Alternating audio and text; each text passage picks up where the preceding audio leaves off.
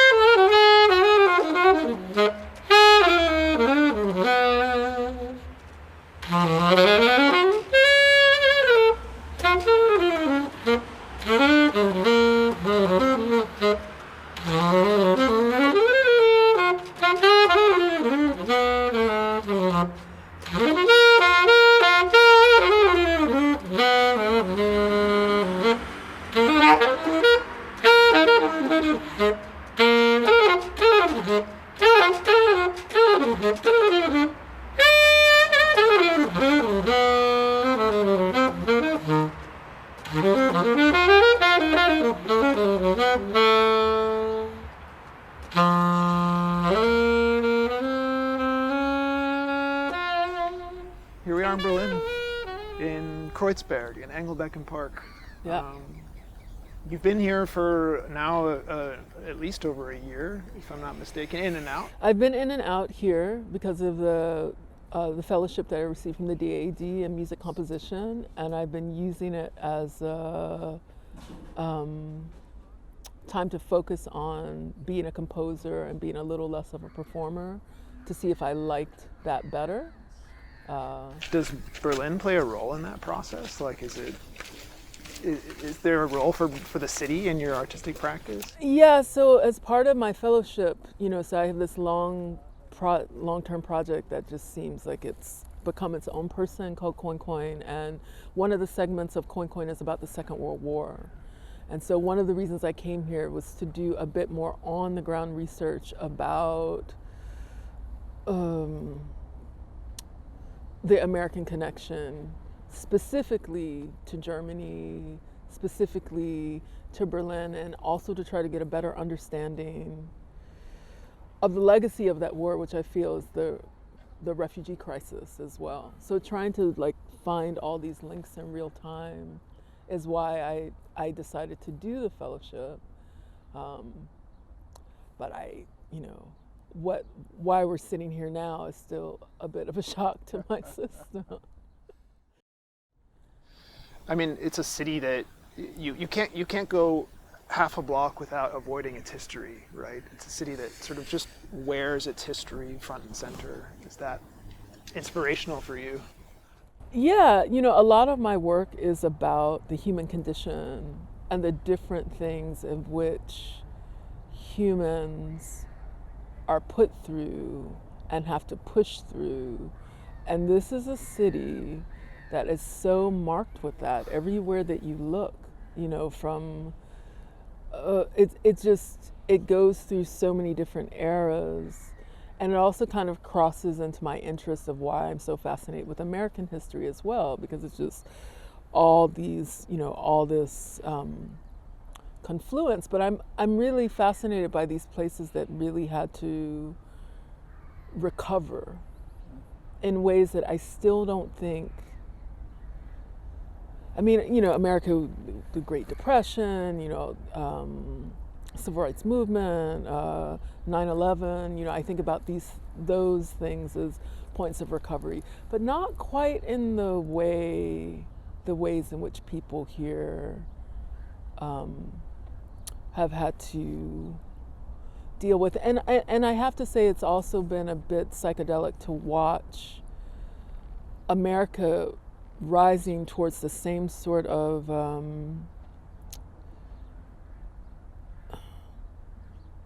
watching America from a distance while I've been here has made me have a deeper understanding of how Hitler was possible. Do you understand? This populism. Yeah. Just how Hitler manipulated the media and manipulated, all of these aspects in the same way that what's his name, who shall remain nameless.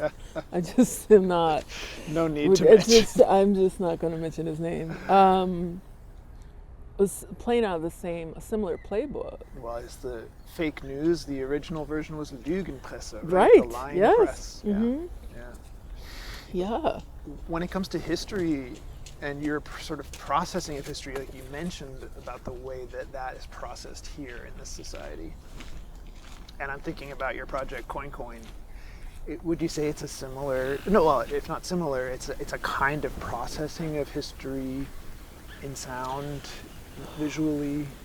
Yeah, it's a kind of like trying to deal with the micro and macro, just kind of moving in and out, not necessarily going towards any sense of linearity, but also sort of dealing with the sentimentality and the problem of memory. You know, like memory can be incredibly problematic, and also sort of a sense of just honoring all of the different types of thinkers that have made it possible for me to be sitting here. You know, I got my passport when I was 16, 17 years old, and I always thought I'd use it just a couple times. You understand? And I had to show my passport for something the other day, and the guy was looking through it, and he was just like, "What do you do? Where are you going? What kind of scam are you running? What's going on here?" And it's like, no, I have the privilege of being able to make things for a living, and my privilege has actually protected me during this pandemic so far. So there's a lot to think about, and Berlin is just, it's, I have friends who will say different things. Oh, it's got that history, and it's got this, this kind of very staid architecture, but it's like being in a forest in the city a little bit, like all the green spaces, the attention to climate here in a way that I don't really feel in my birth country, and being here and seeing even, people supporting Black Lives Matter and making me feel like, even though I'm here temporarily, I belong. That's a nice feeling to have during this time. I could not stand it all alone.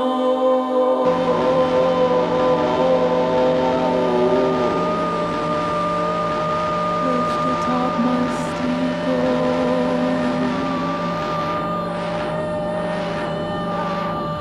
I wandered out with them one day and found it jolly, jolly place.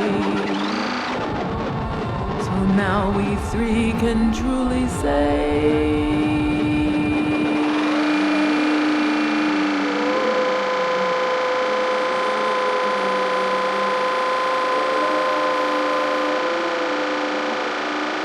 I said, alas, my people, I said, alas, my people,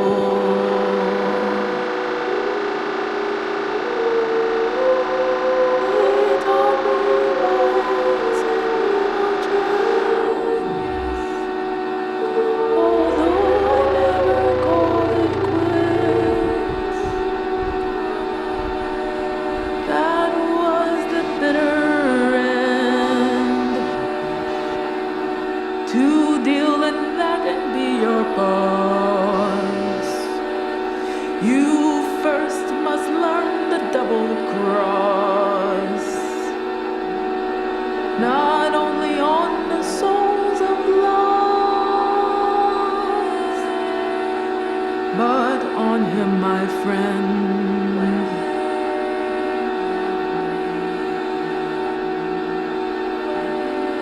But on she, my friend, we carry till the end, where the lost can now divide, where the holy cannot hide.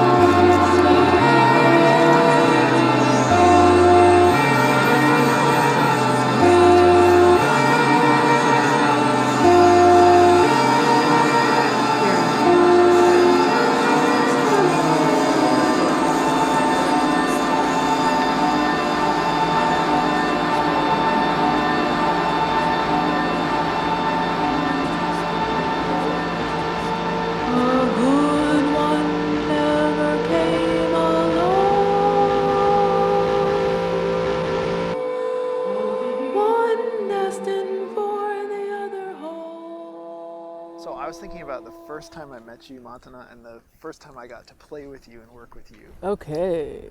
And I was super lucky to be a member of your band at the Banff Center. We had a makeshift band for a week. Oh, right. Okay, right. And here I am with like my little oboe, and I've, practiced all my scales and done my Bach for the day and whatever. And you brought in this method of improvisation, which I was just so taken by, a kind of live composition technique, if I can call it that. Mm-hmm. I'd love to talk about, and there were these kind of, not rules, but like, when I do this, you do this. When I do this, you do this. I'd love to talk about some of those. Yeah, there are a bunch of people to shout out for where I felt inspired by using those methods. One would be Sun Ra, who used different sorts of hand signals with his band. And I grew up of listening, Sun Ra was a big part of my childhood. My parents were huge fans. And and then working with Butch Morris in New York City I didn't work directly with Butch. I used to play in a band called Burnt Sugar. I played in that band for a couple years, led by the amazing Greg Tate, who was also using Butch Morris's system of conduction. Okay. Conduction. Yes, conduction. Right. And so from Butch's system, from watching Greg, from watching other people, John Zorn uses, some people will say it's not conduction, but I think it's a form of conduction. Different ways of arranging sound. Saxophonist Steve Coleman uses kind of like an oral conduction, which I think is interesting. That is more about the primacy of the ear and not so much about sight. So just being around a lot of that and having a lot of experiences through my development working with people who are coming from so many different parts of sound and creativity, I tried to come up with my own contribution to that. And so that's what I was using, system of conduction that utilizes certain symbols I like to use in the coin work. So you had, for example, like, you would say like, and you would do this like hand thing, which meant that that's the pitch we should be singing or playing. Mm-hmm. I thought that was so cool. And then you would layer on top of that some kind of series of notes or a little riff or a tune or something like that. It felt very immediate. Yeah, I like music. I mean, not to take away from the beauty of written music, but music is about an oral communication, and that immediacy, and vocalization is a really immediate immediacy, but it's also a way of really bringing people together under kind of the same vibration, the same space. And that's really important to me, regardless of the type of music or the type of ensemble or the type of event. I want to be able to create that kind of sonic connection so that we can all kind of exist in that space while we're going to start to do other types of things. So I use a different series of techniques for that. There's a feeling of inclusivity about it. Like I remember having had no experience with what we were doing in that moment. I felt immediately like I could be a part of it, and that actually I could be playing with you in a way that I otherwise, if not couldn't, at least had never done before. And I was instantly brought into that world. Interesting. Which I found like a really, so much of our conversation about Western classical music surrounds its exclusivity, both in terms of playing and in terms of listening and, being an audience member or being a new audience member. And this was an instantly inclusive process. Yeah, that's really important to me. And I've had the privilege of being able to move in and out of so many different types of sound worlds, like that exclusivity. I'm conservatory trained, and there was a period I spent where what I wanted to do was be an orchestral clarinetist. That was like where I was headed. But I think one of the reasons I stopped heading in that direction was because of that exclusivity. Seemed, for me, I wasn't able to really explore other facets of myself that I needed. Because it's beautiful repertoire and it's beautiful music but I have a desire to also represent the layperson, and why does abstraction have to be only committed to a certain type of person or a certain type of knowledge? Like, isn't sound has an emotive quality instantly, and anything that can hear or see or just even feel can connect to those things. So I guess that's where I'm just a bit contrary.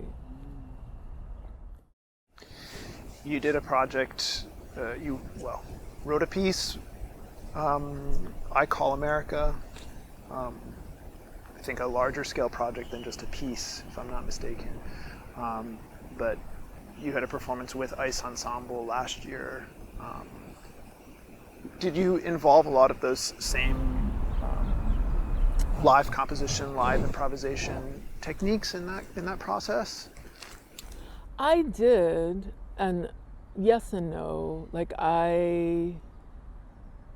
the one thing that I still pull from like this idea of exclusivity and from probably Western classical music and jazz music, of which I'm, extensively trained, whatever that means. I don't know.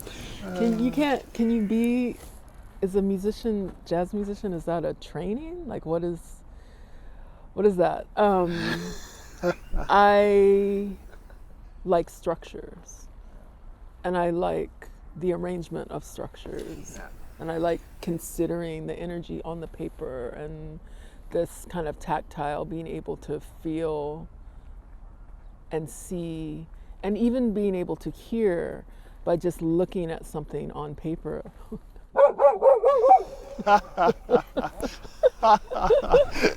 perfect. No, it's perfect. He's like, what is that? That was awesome. That has to go into that. Has to go in. That has to go in. Perfect. So I like structures, and I like arranging those structures and asking other people to consider what they might be, because depending on each of our personal filters, it might be different. And I like the messing around with that difference and asking musicians to almost see them as some sort of archetype or prototype of something familiar to them, because when they do that, I'm able to pull out something that's very individual, I feel, or that's what I'm after. Love you guys. Never. I gotta get out of here. Gotta get all I'm full. Gotta get out of here. justice bends. God on the What are you ladder. gonna do? What are you gonna do? General Ballad. Hear me clear. Hear me other clear. respects. Hear me clear. Hear me clear. Hear me clear. Hear me clear.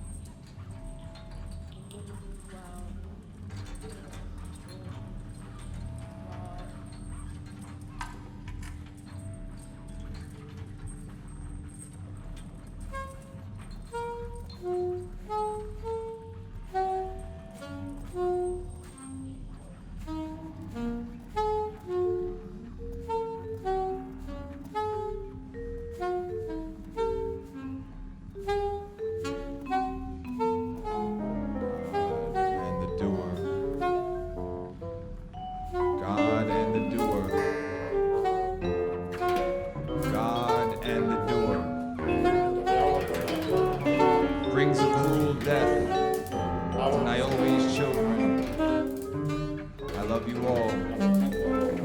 Good morning. My beautiful kings and queens that stopped short of the life of their mother, therefore bursts, admiring the miscreant.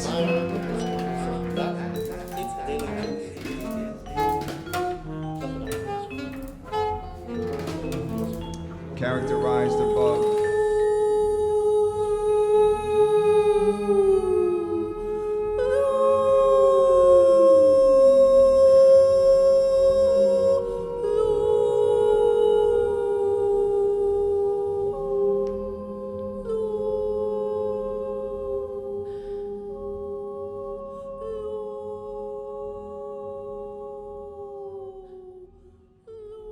So the iteration of I Call America that you performed with International Contemporary Ensemble was one to ask a sort of question-asking process surrounding the tragic death of Sandra Bland. And I wonder how that manifests itself for you. I mean, we've seen a performance version of that, but the process. Yeah, the process, you know, I've done a lot of kind of police brutality awareness work in the past, I don't know, 6 to 7 years or so. It's kind of also my way of coping, of understanding that there's not really much that divides Sandra Bland and myself from having to be in the same situation. And having to be forced to watch on repeat, you know, just Black death, just consistent American Black death as it gets thrown up on social media, thrown up, you know, and then create outrage. And, you know, it's good for people to be outraged, but the sludge that leaves for people who are looking at people that look like them going through that process is really intense. And so that particular work that I did with you guys was also kind of a way to release some of that tension for me. But unfortunately, the process involves taking in a lot of that footage, doing, you know, with the coin work, I do a lot of like, I go as far as I can on the internet in terms of finding out as many details about a time period or about a event in time until I can get to the actual place or get to the actual people to ask more questions. That's a very important part of the immersive process for me. That's the one great thing about the internet, is kind of like a didactic learning tool, you know? But for research, for history geeks, it's incredible. So with the piece on Sandra Bland, I did the same thing, you know, finding out everything I could about the event, but really trying to find out everything I could about her, you know, as a person, which sometimes when these news stories get shown and these videos get shown, details about the actual person, about what kind of person they were, or what sorts of things were they into, or what were they like, what were their goals for themselves, it kind of gets glossed over because they become like this kind of effigy of like, see, look what happened to her, and just kind of flattened. And so I spent a lot of time trying to make sure I have a three-dimensional understanding, a multi-dimensional understanding of the person. And then from there, I find hooks for myself because I need to be able to connect. For that piece, I really needed to be able to connect to the person. And what was so interesting, the more and more I found, she and I had a lot in common. And, you know, also thanks to the internet, people leave trails now, you know, and she left a whole series of videos of just talking about things that she wanted to inspire people to do, you know? So there was that, and then learning that, you know, she played music. She's a trombone player. She went to college on a on a trombone scholarship and some other scholarships, but she was used to playing in bands, and she was from Chicago or right outside of Chicago, and I just recognized a certain sort of thing that reminded me so much of the women that I grew up with or am around when I'm back in the city. That made it feel even more imperative that I wanted to create something. And then just also watching how that whole story went down and watching how she spoke to that officer in her car. Everything she said to that officer, I would have said the exact same thing. If I don't smoke, but if that officer would have told me to put out my cigarette in my car, I'd have said the same thing to him. I'm in my car. I don't have to put out my cigarette in my car. And that was like the seed that, it's not her fault. That was the seed that landed in that officer's head that turned him into whatever he was that day. And then the events that happened. And then the questions that were left behind. I personally don't buy into the narrative that she committed suicide in that jail cell. I from everything that I've learned and everything that I've learned about her, I just don't think that was her goal. You never know, but that's the narrative that I choose. And I wanted to be able to encapsulate that, here was a promising woman who honestly would have been some sort of leader in her community if having given the opportunity. That's kind of what she was leading towards, who didn't even get a chance, really. And so the music sits as a document, a reminder, to not forget, But then you can't catch up, because as soon as dealing with Sandra Bland, then here comes the next person, and here comes the next person, and here comes the next person, and here comes the next person, and it's just gotten to be a bit much.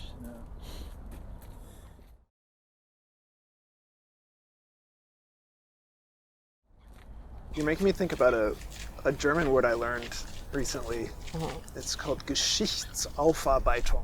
Isn't that a beautiful 74-letter German word? Eine Geschichtsaufarbeitung. But basically, what directly translated is a rehabilitation of history. Rehabilitation. So Geschichtshistory, on top of, or ascendant in a way, and Arbeitung, like a work. Yeah. Like a task. Mm-hmm, mm-hmm. And I found it such an interesting word to consider, and as you're talking about the detail with which you went into sort of, if not reconstructing a life that you didn't know, but being hers, at least gaining a familiarity. And then somehow, amazingly, manifesting that in a piece of art. Yeah. Others. Is that a fair? Yeah, that's a fair. I mean, sometimes how creativity. Sometimes it feels like a bit of a dilettante kind of process of what's the point of, what kind of action is this, when the real action needs to be blah blah this. But I do strongly believe that when there's a collective consciousness is a real thing, and as many people doing as many things possible to raise awareness or consciousness around a certain issue, that's what begins to lift. We've seen that through history time and time and time again. That will never change. So I kind of see the work as some sort of addition to that. And also some sort of addition to hopefully the way in which the historical moment will be characterized for future generations, which is so important in this era of cut and paste everything, where you look at old biographies of artists online sometimes, and it's interesting to see what's missing. and then to understand, oh right, there's scholarship that's important. And however Sandra Bland's story is going to be told 100 years from now, I want there to be as many different viewpoints as possible. It's so important for the survival of humanity. To me, that's how I feel. So it's striking for me to hear you talk about collective consciousness, because I've kind of stumbled into this unwittingly as an unwitting oboe player. I came here to research an oboist who, in the 40 years of East Germany, the short history of East Germany, was one of the most important musicians in the country.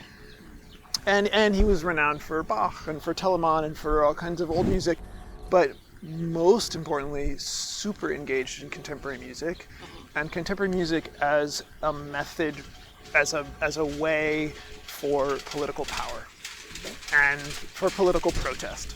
And so I'm talking really incredibly avant-garde music that no one knows now, basically because since the fall of the wall, there's been a sort of attempt to, of course, reunify Germany, but also make a collective German history, which is in essence a Western German history, not necessarily an Eastern German history, because one was good and one was bad, so to speak. And so one of the most striking things about the conversations I've had with this oboist and with other musicians from that era who are still alive is the sense that the music that they made in the context, in the oppressive context that they made it in, there's almost a sense of nostalgia for the fruitfulness of the art made in that context of oppression. Yeah. I keep hearing the same phrase, the caged bird sings more beautifully. It's true. It's, I mean, I pull a lot from that, historically speaking, especially as an American and as an African American. Also, you know, my bloodline runs all over the gamut. But there is the things that we love most about the cultures that we love have always come from a certain form of strife. You know, some of the greatest Black music traditions came from an incredible amount of strife. I'm reading in my studio, listening to an audio version of Viktor Frankl's Man's Search for Meaning, right? Okay. Which is, Viktor Frankl was a psychologist who was imprisoned in a concentration camp, and he wrote a book about his observations of prisoners in the camp. And there's a chapter on art and creativity in there, and he talks about how much creativity really helped their psyche in that position.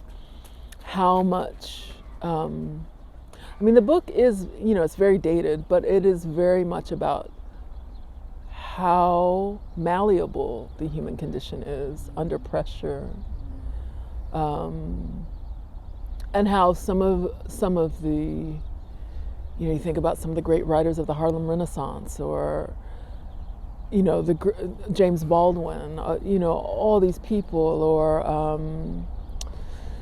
so many musicians, time and time again, you know, bebop and jazz came from this sort of imprisonment around what a Black jazz musician could be. And these musicians said, wait a minute, we got something else for you that is not for you to understand. It's almost a silent but also loudly audible form of protest. So I think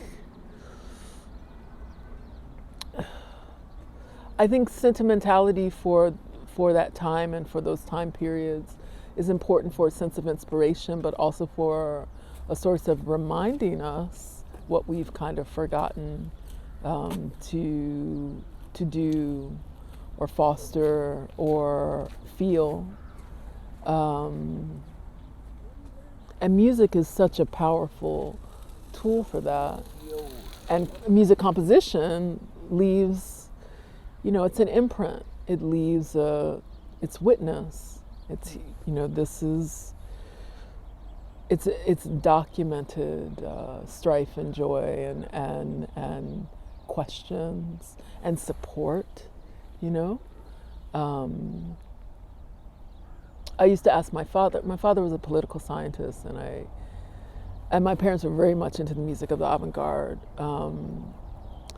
And I remember asking him once, you know, what is it about this music that was so powerful for you as a young person? My parents were very young when they had me, and he said, without missing a beat, he said it supported the politics of the time.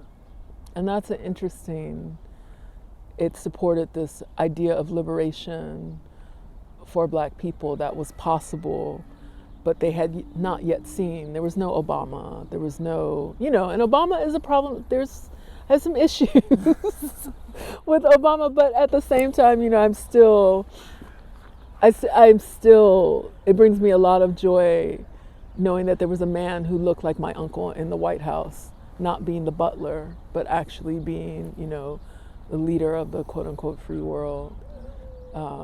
That there were descendants of the African slave trade waking up in the whitest house in the nation is something that brings me so much joy. And then watching how beloved he was by many different types of people, despite, you know, all sorts of things we could point out also with any political leader. But, you know, he scared enough people that that's how we ended up with who we had the last 4 years. He who shall not be named, he who hates the arts, he who just, yeah, it's, yeah, there's a lot to dig in there for inspiration, so I can see why your project, why that is inspiring you to be here. I'd love to talk about line. And for me, as a wind player, as a single line player, it's something, it's like, it's the obsession. It's like, can I get from the beginning to the end? Can I tell a story from the beginning to end? Can I keep you, the listener, with me from the beginning through the middle to the end? And that's with written music. Like the route is already charted for me. Right. So I wanted to ask you, because one of the things that is so amazing to me about when I watch you play is that you keep me, you grab me at the beginning and you keep me until the end. Can I ask you how you do that? I don't know, I do that, but it's an interesting, this idea of line, like it's just making me think about, that is where my love of improvisation and creative jazz music will always lie. Because I came through a very specific elder tradition of just being around elder saxophonists. I feel very lucky that I can say that. Like in Chicago when I was coming up, there was just a smorgasbord of, you know, Fred Anderson, Vaughn Freeman, Lynn Halliday, Sonny Simmons, so many quote unquote line players. And then I've had the privilege of studying with other saxophone players from other places who are also very committed to this idea of line. But when I think about line, that just really throws me back into just some early development stuff of being around, you know, the difference between the way Vaughn Freeman played a line on his saxophone versus Fred Anderson played a line on his saxophone is really interesting to put side by side. And it's the same sort of thing where you're almost kind of holding on for dear life because you're like, well, where's he going? And both of those gentlemen would go in places you would never expect to end up by the time you got to the end of the phrase or the end of the line, that actually came from living, not necessarily from studying, that came from having an understanding of the emotive qualities of just being alive and how you can transfer that into anything, whether you're improvising it or whether you're reading it off the page. Because as you know, like a line of music can sit on a page, but it's very much, you could still emote that line in a way that it's very dead on the page, right? Absolutely. But the power that Happens you have, more often than not. no, but the power that you have of being able to emote that line and so many different possibilities of emoting that line is a really fascinating exploration. So for me, I just feel like my favorite saxophonists, their life came through that line. Like everything that they had experienced up into that point came through that line. Every, disappointment, every piece of joy, every, question that they ever had about themselves or of other people, how they moved, how they talked, what they ate, what they did, everything is coming through that line. So I just think my goal with my life is to always reach towards some idea of awe. Like I'm after like this constant view of awe or taking in of awe, which is some sort of maybe weird commentary on like, well, awe is, some people say awe is divinity, so divine, but you can go on and on and on about these things. But my goal is to make my life as rich as possible, like in terms of living, not in terms of like gaining or having, but in terms of experience, so that when I communicate through the horn or through the composition or through anything that I'm making, it's just there, I guess. Yeah, that's a good question. That's a really good question. I am the second daughter. Quack, quack, quack, quack, quack, quack. I am the second daughter. Quack, quack, quack, quack, quack, quack, quack, quack,